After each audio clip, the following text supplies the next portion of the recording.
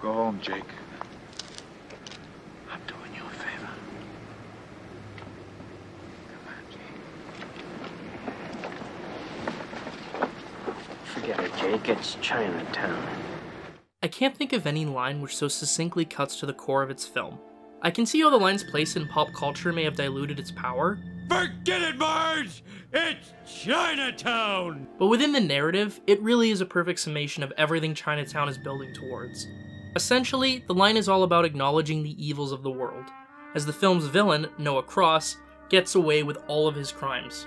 From hoarding LA's water supply while bleeding the city dry, driving farmers off their land so he can acquire it for himself, murdering those who stand in his way, and his rape and abuse of his daughter Evelyn. Not only does Cross continue to prosper from his crimes, but he also succeeds in taking back his inbred daughter Catherine, who will likely be subjected to the same horrors Evelyn was. As the film ends, the hero's efforts have completely failed, and evil has been allowed to endure.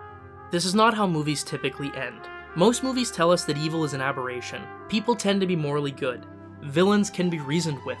And when they can't be, then they can be destroyed. Even in movies where criminals ostensibly get away with their crimes, the character usually suffers some personal consequence for their sins. Chinatown is about facing a more horrific truth. Evil is everlasting, deeply embedded in society, and sometimes it wins. That the film's director, Roman Polanski, is himself someone who has gotten away with horrific evils adds a disturbing layer to the movie's cynicism. For Jake and Evelyn, though, the endurance of evil is less a revelation in the film so much as it is a reminder. Both characters are well aware of the world's capacity for evil from the start. For Jake, this is rooted in his experiences as a cop in Chinatown. There, Jake quickly learned that the crime was bigger than he was, and did as little as possible just to get through. We also see this in one of the film's first scenes, when Jake tries to convince a woman not to pry into whether or not her husband is having an affair. Mrs. Mulray, do you love your husband? Yes, of course. Then go home and forget everything. But I'm sure that he loves you too, Mrs. Mulray. Do you know the expression, let sleeping dogs lie? You're better off not knowing. I have to know. Jake is basically saying that injustice is an inevitability. It's better to keep your head down and hold on to whatever happiness you have. Evelyn, too, has a long relationship with the cruelty life is capable of. Her frequent efforts to dissuade Jake's investigation speak to a similar commitment to keeping one's head down. Trying to conquer the evils of the world only leads to misery. In spite of this, both characters still get swept up in the hero narrative. Jake in particular becomes seduced by his own vanity, believing himself completely capable of saving Evelyn and thwarting Cross. You may think you know what you're dealing with, but believe me, you don't. The thing is, in this case, Cross is right. Jake really is in over his head. What's worse though, Jake's actions are not futile efforts in an unjust society, but reckless impulses which actively enable Cross's complete victory. Consider the fact that it is Jake who brings Cross and the cops to Chinatown for the film's climax. Jake, who involves the police before fully assessing the situation. Jake, who rather than present his evidence against Cross to the authorities, instead chooses to challenge the man alone and in private, allowing Cross to gain control over Jake and finally find Catherine. Jake's desire to be a hero is what ultimately dooms Evelyn and Catherine. Filmmaker Kimberly Pierce expresses this elegantly. There's so many things he could have done differently, right? He could have taken her across the border. She would have survived, but he doesn't.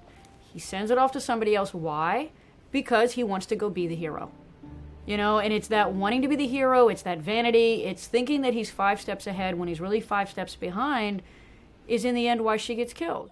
In this respect, Chinatown is not only refuting a more hopeful perspective, but is actively speaking back to films which suggest that one well-intentioned hero can stand against the world's corruption and win. The critique is not just of Jake, who buys into the hero narrative despite knowing it's a fallacy, but also to we as the audience who do the exact same thing. We know that in real life, evil often triumphs, and the good guys don't always win. And yet we repeatedly embrace narratives which tell us just the opposite. We do this because it's comforting, because like Jake, believing the hero narrative makes us feel good. Chinatown argues that this sort of thinking is not only foolish, but is itself a danger. I was trying to keep someone from being hurt. I ended up making sure that she was hurt. So is the film encouraging passivity? Does it believe that the best approach is to just do as little as possible, like Jake suggests in the film's early scenes? or to bury the past and hide like Evelyn. Not exactly. Jake's inaction as a cop in Chinatown did not prevent injustice, it merely cut him off from it. Similarly, though Evelyn chooses to bury the past and hide from the truth, this does nothing to prevent the evils which have been committed against her. Additionally, inaction brings no peace for either character. Early scenes present Jake as a cynical, fatigued man with little enthusiasm for what he does and who responds with wounded anger when he is questioned. Evelyn, meanwhile, appears cool and collected, but reveals deep pain bubbling beneath the surface at the mere mention of her father, before eventually breaking down in the film's third act. Passivity may allow one to distance themselves, but evil still endures, and those afflicted still suffer no matter the distance. If the film is advocating for anything then, it's a more rational approach to struggling against evil. One which accepts that, to some extent, evil will always endure, no matter what. Jake may never have been able to challenge Cross's illicit land dealings, but had he accepted this, he might have been able to save Evelyn and Catherine by driving them across the border himself. Cross would still get away with his crimes, but at least his daughters would be free from his wrath. It's not perfect, but a minor victory is still a victory. Accepting that evil can never be totally conquered allows for these victories. But trying to play the hero and solve all the world's problems yourself? Forget it, Jake. It's Chinatown.